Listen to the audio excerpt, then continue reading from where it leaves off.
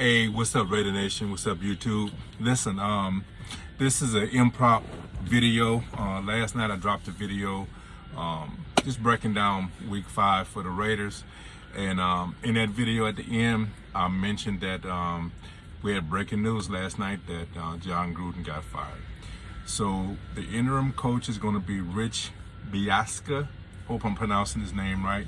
He's been a special teams coach for quite some time, an assistant head coach for quite, in a few occasions. And he's just going to be basically our team orchestrator or organizer. Basically what you're going to have is Greg Olson is going to coach the offense, and Gus is going to continue coaching the defense. And we're going to have obviously a new play caller, which is something I was calling for. Just to touch a little bit on John Gruden, okay? I was a supporter of John Gruden coming back to the Raiders. I thought he had some unfinished business. He built a real good team before he got traded, basically, to Tampa Bay. I thought we needed some new, something new, a new vision at the time when he got hired, and I was on board. Okay. Soon after he got here, and I started understanding what type of mentality his vision for the team, I truly wasn't 100% on board. I wanted to give it a chance. I knew that it was going to take some time for just roster building and things of that nature. Matt Mayock came on as the GM, right? And they had. I think our roster is a lot better than what it was. They certainly had some mistakes. They missed on some big-time players that would have benefited this team. But I do think our roster is better than what it was. I think we are in line to do some big things. I still feel like our future is bright, okay? But just to touch on Gruden and what I've heard, I don't know all the details, but from what I've heard, there's two things that I really want to touch on, okay? First of all, because it's obvious, I think, that these things are true, right? I'm completely offended and appalled, right? I'm glad that he was fired, because that's basically what it was. Because when Mark Davis heard of what was really there, there's a lot of stuff that's going to be revealed, and it might just not stop with Gruden, because he was sending the emails to someone. Okay, so there may be some other stuff that comes out, and then again, these guys, they tend to keep tight reins and only let out what they want to let out. So we may not ever get the true depth of how far this whole situation went, because like I said, he was sending emails somewhere, and for years it never came out.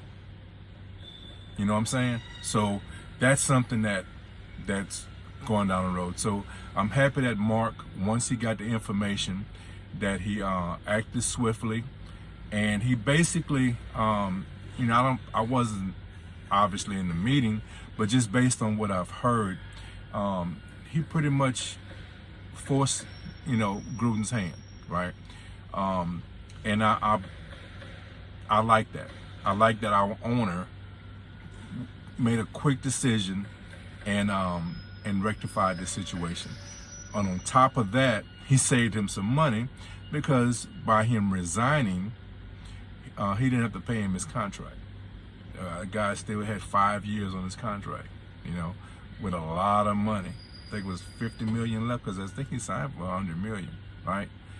something ridiculous. Now I might have that wrong, but it was just ridiculous money, right? So he saved him some money by doing that. And that's important in a way, because a lot of times when you have free agents, when you're trying to sign your people, one of the biggest issues, and this goes back to like Khalil Mack, right? The guaranteed money these players are demanding has to be on hand. This is not future earnings that you can say, okay, well, we're going to anticipate making this amount of money and we'll be able to guarantee you this amount of salary, right? Of your salary. No, if you're guaranteeing $80 million, you got to put $80 million in an escrow. You understand what I'm saying? Immediately, in order for this deal to go through. So that's why we couldn't keep Khalil Mack, and I understood that at the time. And that goes forward. That's going to be the issues moving forward, right? Now we have revenue. Our revenue chain has, our revenue supply has been, enhanced because of this new stadium. So revenue in the future wasn't going to be a big issue, but it still saved them some money, right? This whole resigning saved them some money so it could help the organization keep or sign some players down the road. That's something people may not realize when it comes to him resigning versus him getting fired, okay? The other thing that I'm a little disappointed is the football community, okay? Maybe I'm just blind and didn't hear it, but I have never heard anything about this cat, and I'm talking about John Gruden, having this type of demeanor, this type of attitude, Now, here recently I heard Keyshawn Johnson saying that he's been a used car salesman from the jump, Maybe I missed it. Perhaps I missed it, right? But where was this before? Why didn't I hear this before? You know what I'm saying? And for something to be this deep. Now, like I said earlier, the good boys, right? They know how to disguise and hide themselves. They know how to make sure the public doesn't see their true colors. So I get that. I get how that could have got past us, right?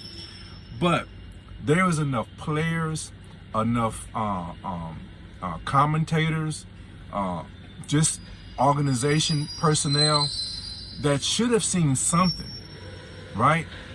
And exposed this guy before now. And I'm really interested, I'm just glad it's over. I'm glad that we have found a cancer, someone who is a fraud. Because if a quarter of this is true, the guy's a fraud. And I am no longer a supporter of John Gruden, period. Okay? And in fact, he disgusts me. I just wanted to be perfectly clear, my views on John Gruden moving forward. Okay? But what I'm interested in is, why did it come out now? Not because I want to defend him. I can care less. I want to know what else is being hidden. What else we don't know. Who received these emails? And why they held on for him for so long? There's a story inside that, right? Was it just great investigating by the Washington Post? Yeah, that's how it got exposed. But someone received them, and someone kept it quiet. That's that connection I'm trying to figure out. Because I heard nothing about this guy being this type of cat. But like I said in another video, these guys have a very good way, or they're very clever in disguising who they really are. And I leave it at that. Okay? So, moving forward, as far as my opinion about my Raiders, listen, man, I don't think we're in a bad spot, right? I told you in the video, just, when it comes to just the operation of our team, we might be in a better place, because I'm not saying that John Gruden wasn't going to, I'm not talking about the person. I'm talking about his philosophy of football, okay? I'm not saying it would not have worked, but you was climbing an uphill battle because what he was designing and what he desired, not only designed, because the way he designed plays, designed the offense, right, was based on running first, right? And the way he was calling plays was based on running first, right? We don't have the offensive line to be a run-first offense. That's just not where we are right now, okay? We need, and people may not understand why I'm saying this, but if it happens, then you will see. We need to be a pass-first offense. If we pass the ball and make people consider and think about that pass, it's going to open the field and allow us to run the ball. Okay?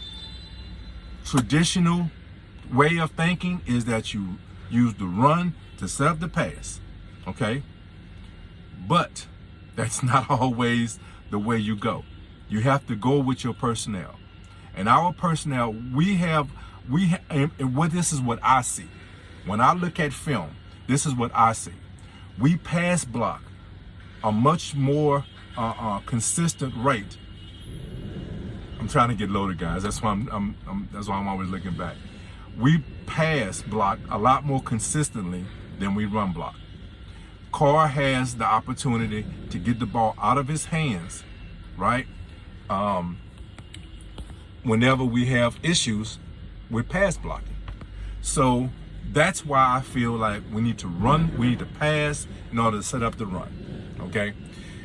Greg Olsen, traditionally, in the past, that's what type of offense and play caller he has been. He's been more of a pass-first a play caller, and that might benefit this team. We need to take advantage of these really, if you want to say 6, but 5 great wide receivers that we have. Okay, and we have, it really is more than just the 5, right? But we have weapons all over this field. We need to start utilizing them, and if we can get play calling and get Carr to open up, I don't know if his mind has been closed by being around Gruden. I don't know, right? Because ultimately, he has to make the decision on who to throw the ball to. You can call a play, but your quarterback has to find the guys. He has to recognize what's happening and get the ball down the field. Ultimately, that's his responsibility. Okay, so hopefully Olsen calls, good pass plays, and we hope that Carr performs well and utilize these weapons. If we do that, this team will be okay. I think we will still, look, I'm basing on our record. I'm not basing on what I think is going to happen, because I have no clue how this team is going to respond. I'm hoping they respond positive, right? I hope that we can put this behind us and we can move forward in a positive way, right? But you never know what's going to happen. But I feel that based on our roster, we have the opportunity to move forward, still be a playoff team. We have a playoff defense. We got to clean some things up. Now, this is I've said it in other videos. We have some issues on 3rd down, and we have some issues getting off the field on some 4th downs. Situational defense is something that we need to clean up. But in essence, we have a much better defense than we have had in quite a few years. With the offensive weapons that we have, if we get good coaching, we'll be okay. And 11 wins is not out of the question. Okay? I do believe that. I still believe that. Okay? So I just wanted to come and just give you an idea. One other thing I want to talk about, and this is something we could talk about later on. I hope this camera isn't moving too much. I can't get it stable. They're rocking the truck. So, who is my desire to replace Gruden long term? I have basically one candidate and a lot of alternatives. Eric Bieniemy is my guy. That's the guy I want to lead my team down the road. Okay, I think he would be a great fit for this team. His imagination as far as offense, I think would utilize these weapons tremendously. Okay, I would like to see Gus stay as our defensive coordinator. And as far as what we do on the offensive coaching staff, hey, that would be up to Eric, right? But the leader of this team, I would love to be Eric Bieniemy. I would love that. Listen, man, I really have one candidate and a whole bunch of alternatives, okay? I want that perfectly clear. So let me just name some guys that I think are going to be on the radar, right? So I got a list here, and I do feel, I really hope Gus stays as our offensive coordinator, right? Whoever we bring in as a head coach, I hope that they will have a desire to keep him on as our defensive coordinator. I really do, okay? Brian Leftwich, that's another guy I would love to see as our head coach. What he's doing in Tampa, he does a good job with his weapons, right? So I think that would be a good fit. Okay, another guy who I had some ties with my college team LSU, but Joe Brady. Okay, he's the offensive coordinator now with the Carolina Panthers. He's a great offensive coordinator that would really, again, utilize our weapons. And that's what I'm looking for, guys. This is a theme. This is going to be a theme in my thought process moving down the road with what we're going to do as a head coach. Okay? And then Brian Drabel, who's the offensive coordinator with the Bills, will be another good candidate. And I'm sure there's some other guys but that's the four guys that I've really feel good about moving down the road, right? But I have to make it clear, if there's any way that we can get Bieniemy as our head coach, whatever we have to do. Look, we went way out on the limb. This was very unconventional, the way we hired Gruden, right? Let's take that same energy. I'm not saying give him 10 years. That was ridiculous to me anyway, right? But let's give that man a huge carrot to draw him away from Kansas City. It would be a benefit in twofold. One, we'll get a head coach that's offensive minded, that is proven to have a modern way of thinking with utilizing weapons. Play calling. These things is I think essential moving forward. We don't need an old school guy coming with the old school way of thinking. Okay, let's modernize. That's a hard word to say. You try to say it. It's hard for me. Maybe not for you. But anyway, we need to get a guy that has a forward way of thinking in the future. How offenses are going to become more open. And I think this guy could really do it for us, right? I think he would be great to pull him away from one of our bigger rivals, right? If it decreases their coaching staff and pull him away from Kansas City, well, that would be a benefit too, okay? So I think it would be a great hire, and it would be, I think, somebody that would, and then it would be a nice look, right? It would be a nice look to have somebody who has a checkered past with racism and degrading. According to some of his emails, he degraded everybody, right? And to get a head coach that is open-minded. Dare I say, a black head coach. And I'm not picking him because he's black, but that would be a nice look. Okay, so there's so many benefits to having him come into the fold. So let's put the same energy that we had in hiring Gruden in getting Eric. That's my thoughts. Okay, and again, he is. I mentioned a few other people. He's my only candidate. You know what I'm saying? He's my only candidate. Did I tell you I have one candidate? Is that clear? I want it clear, okay? So look, man, I enjoyed this. Is an impromptu video. I just wanted to give my thoughts about what has happened with the organization. Look, man, like I've said in the past, right? I can't choose, and I can't tell you who is going to be good and bad for my organization. Things happen, things occur, right? But I got a brother his name is Raider for life, so it's hard for me to say that. But I am Raider for life. I'm Raider Kev, but I'm a Raider fan for life, okay? I wore this on purpose.